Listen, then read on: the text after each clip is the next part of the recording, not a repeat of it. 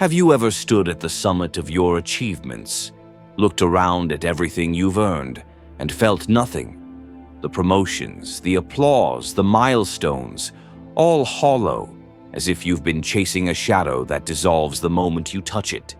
Why does success, the very thing you thought would fill you, leave you emptier than before? Alfred Adler knew this ache, this quiet despair that lingers beneath the surface of triumph. He called it the lie of arrival, the illusion that somewhere beyond the next goal, beyond the next victory, there's a finish line where you'll finally feel whole. But what if the emptiness isn't a sign of failure, but a clue that you've been climbing the wrong mountain, playing a game designed by someone else's rules? Think for a moment. Who decided what success should look like for you? Was it your parents' expectations, society's benchmarks, the relentless comparisons to others? Adler called this the fictional finalism, the imagined destination we're taught to chase. But here's the truth. No one tells you. If your achievements don't align with your deepest values, they will always taste like dust. You see, the emptiness isn't the absence of success, it's the absence of meaning. And meaning isn't found in the applause of others. It's found in the quiet alignment between what you do and who you truly are. Adler believed that the deepest human drive isn't for power or pleasure, but for significance. To know that your life matters, not because of external validation, but because you've lived in harmony with your own truth. So let me ask you, when was the last time you paused to ask yourself, why am I chasing this? Is this truly mine, or am I running on borrowed dreams? The world will never stop demanding more from you. But the real rebellion, the real courage, is to stop long enough to listen to the voice beneath the noise, the one that whispers, "This isn't you."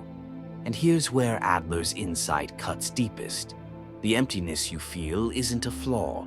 It's a wake-up call, a signal that you've been living for a self that isn't yours. Maybe you were praised for being the perfect child, the reliable friend, the high achiever, and somewhere along the way, you forgot to ask if that role still fits. Or worse, you never chose it at all. But what happens when you dare to question it? When you strip away the titles, the accolades, the personas, and stand naked before your own soul? That's when the real work begins. Adler called it lifestyle reform, not just changing what you do, but why you do it. It's the painful, liberating process of dismantling the false self and rebuilding from the wreckage something true. Think of the people who seem to radiate fulfillment. They're not necessarily the richest or most accomplished. They're the ones who've stopped chasing the horizon and started building a home within themselves. They understand that success without self-awareness is just a gilded cage. So I ask you, how much of your life is being lived on autopilot? How much of your striving is just a habit, a ghost of old expectations? And what would happen if you gave yourself permission to want something different? Not the next big thing the world tells you to want, but the quiet, uncelebrated things that make your soul stir. This is the paradox Adler reveals. The more you chase external validation, the further you drift from yourself. But the moment you turn inward and begin to live from your own center, the emptiness starts to fill, not with more achievements, but with something far more rare, authenticity. And yet, here's the catch. Choosing authenticity means facing the discomfort of uncertainty. It means risking disapproval, losing the familiar scripts, stepping into a void where no one's applause can guide you. That's why most people never do it. They'd rather cling to the emptiness they know than face the terror of being truly free. But you're not most people. You're here, asking the hard questions, feeling the ache beneath the success. That ache is your compass, and if you follow it, it won't lead you to more emptiness. it will lead you home. Subtle call to action.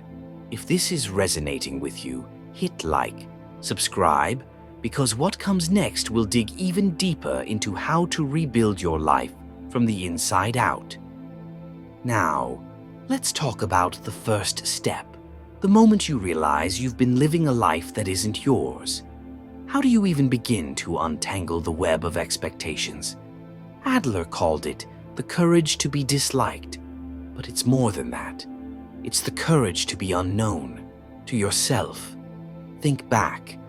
Who were you before the world told you who to be? Before the grades, the job titles, the social media feeds. There's a version of you that got buried under shoulds and musts, and that version is the key to the fulfillment you've been missing. But here's where it gets uncomfortable. Rediscovering yourself means grieving the life you thought you wanted. It means admitting that some of your proudest moments were never really for you, that the sacrifices you made were for a dream you didn't choose. And that realization, it hurts. It's easier to keep climbing the ladder, even if it's leaning against the wrong wall. Yet, Adler offers a lifeline. He says the only way out is through community feeling, not in the shallow sense of people-pleasing, but in the profound understanding that your worth isn't earned. It's inherent. You don't have to prove anything to anyone. The moment you grasp that, the entire game changes. So, let me ask you, what would you do differently if no one was watching? If no one would ever praise or criticize you?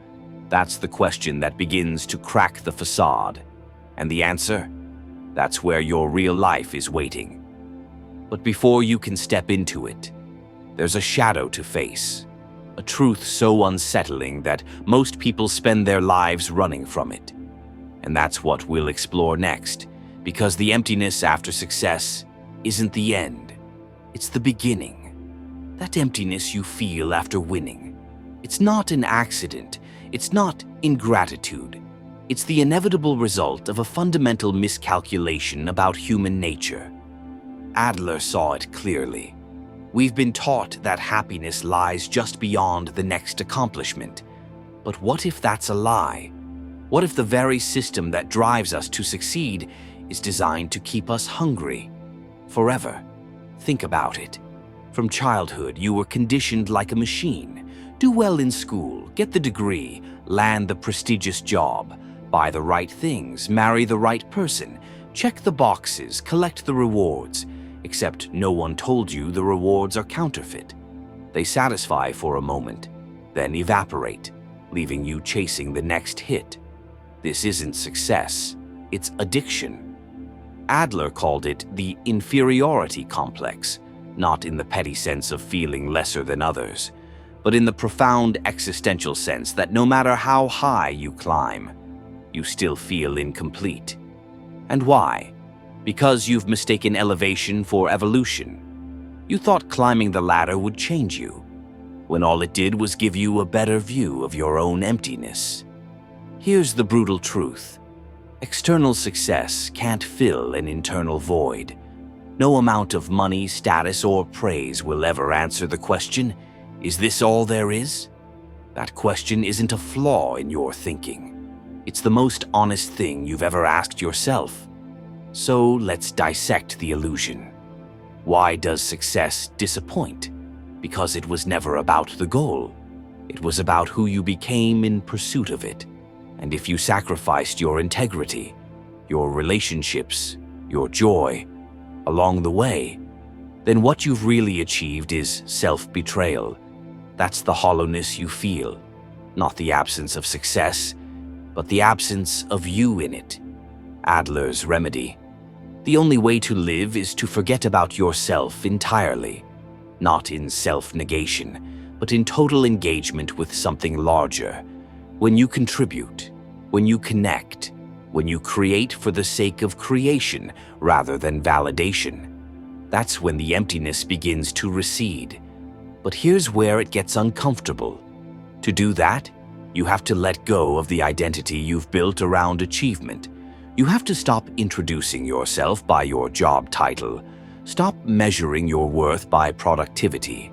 Stop believing that busyness equals purpose. That's terrifying.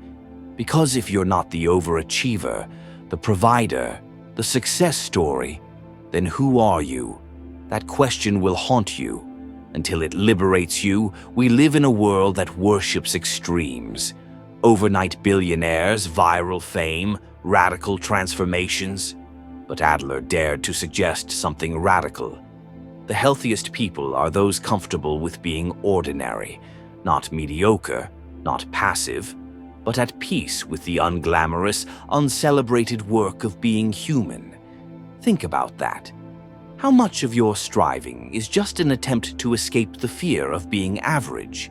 How many hours, relationships, moments of presence have you sacrificed at the altar of exceptional?